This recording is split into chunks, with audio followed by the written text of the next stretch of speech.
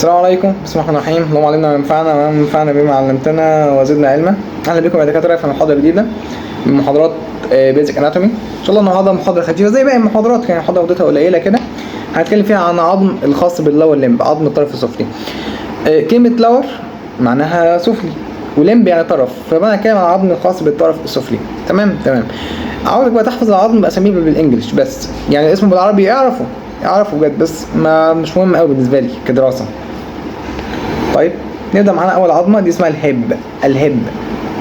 الهيب بون. وهتاخد ان شاء الله لما تدخل الكليه ان الهيب دي مكونه من 3 اجزاء، ماليش دعوه بيهم دلوقتي، لسه ما دخلتش الجامعه، لسه ما خدتش اول محاضره اناتومي. تمام. فادي الهيب دي اسمها الهيب. تمام. طيب هما بيكونوا 2 طبعا، واحده كده واحده كده عشان يعمل رجليك الاثنين. طيب دي بقى اسمها ايه؟ دي اسمها الفيمر، اللي هي بالعربي كده تقريبا اسمها الفخذ او العظمه دي بتاعت رجليك دي. تمام. اسمها الفيمر. والفيمر دي هتعرف ان هي بتتكون من 3 حاجات: جزء ابر، جزء ميدل، جزء لور. هي كده عادي العظمه، جزء من فوق، جزء في النص، جزء من تحت. فيقول لك مثلا هديك كلام ما تحفظوش، كلام تسمعه بس، حتى مش همتحنك فيه، همتحنك ان دي اسمها فيمر بس. تمام. يقول لك مثلا شايف ان الحته دي مدوره، اقول لك ايوه، تقول لي دي اسمها الحته دي. ثانيه كده نكبر عليها اكتر. المنطقه اللي في وشك دي دي حته كده اسمها جريتال تروكانتر.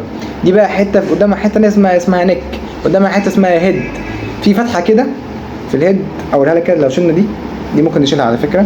نشيلها ازاي؟ نعملها كده، في فتحه هنا، شايف الفتحه دي؟ دي اسمها فوفيا، فتحه اسمها فوفيا. تمام. لما تيجي تلف العظمه دي من ورا هتاخد حاجه، تلاقي حاجه اسمها ايه؟ اسمها لينيا اسبرا موجوده، اسمها لينيا اسبرا، خط كده نازل. ايه الكلام ده كله؟ الكلام ده كله هتاخده ان شاء الله بعدين، بس انا حبيت اقول لك ان في حاجات كتيره يعني.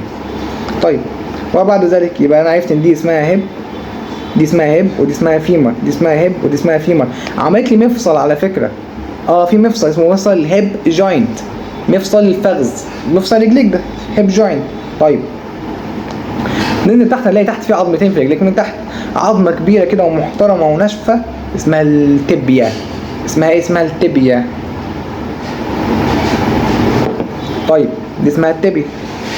وفي عظمه كده جنبيها سخيفه جدا اسمها الفيبيولا.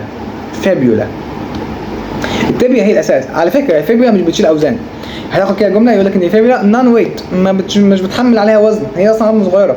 تمام. طيب تمام. يبقى دي اسمها تبيا دي اسمها فيبيولا. وعلى فكره في مفصل هنا معمول بين مين ومين؟ بين العظمه دي اللي هي الفيمر والعظمه دي. تلاقي في المفصل ده اسمه مفصل الركبه، ني جوينت. ني كي ان اي اللي هو ركبه، جوينت JOINT، ده مفصل الركبه. بس في عظمه كده يا محمود اللي هي العظمه دي. ايه العظمه دي؟ عارف لما يجي يقول لك في حاجه اسمها صابونه رجلك؟ ايه صابونه رجلك دي؟ صابونه رجلك اللي العظمه حته حتى من قدام في الركبه دي، هي دي اسمها باتيلا. واخد بالك؟ دي اسمها باتيلا. تاني كده مراجعه سريعه جدا على كل حاجه موجوده. الهيب بون. تمام. فيمر تبيا، فيبيولا اللي جنبيها فيبيولا، دي اسمها باتيلا. طب واللي من تحت دي رجليك اللي هي الفوت. تمام. بس عايز اقول لك على حاجه ثانيه اكبر من كده.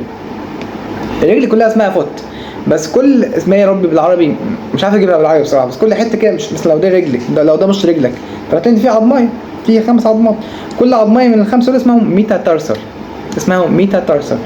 فانا عاوز اعدهم مثلا، فانا هقول لك ايه؟ هقول لك بص كده، دي اسمها ميتاتارسل 1، دي جنبيها ميتاتارسل 2، طيب دي ميتاتارسل 3، ميتاتارسل 4، ميتاتارسل 5 اللي هي اخر واحده دي. تمام. على فكره كل عظمايه من العظمات اللي تحت دول ليها اسم مختلف، بس مش هقوله لك النهارده، هقولها في محاضره ثانيه ان شاء الله. تاني مفيش اي مشاكل في المحاضره خالص. الهيب، الفيمر، تبيا، فيبيولا، في باتيلا، في بعدين فوت، تتكون من 5 ميتاتارسر، ده جزء منها، تتكون حاجات كتيره جدا. بس ده كان فيديو النهارده. ذاكر عظام اللور لمب مع الفيديو اللي فات عظام الابر لمب، كده انت معاك عظم الجسم كله غالبا. المحاضره الجايه ان شاء الله هنتكلم فيها عن حاجه اسمها اناتوميكال بوزيشن، يعني ايه فليكشن، يعني ايه اكستنشن، يعني ايه سوبينيشن، يعني ايه برونيشن، يعني ايه سيركمدكشن، حاجات كتير جدا. والمحاضره اللي بعديها واللي بعديها هنتكلم في برضه في الاناتومي، لحد ان شاء الله تاخد البيزك جدا، تدخل الجامعه تلاقي الدنيا سهله باذن الله معاك. تم كلامنا ربنا محمود وله المكارم في العلا والجود، وعلى نبي محمد صلواته ما غير قمرين من امرك عوده.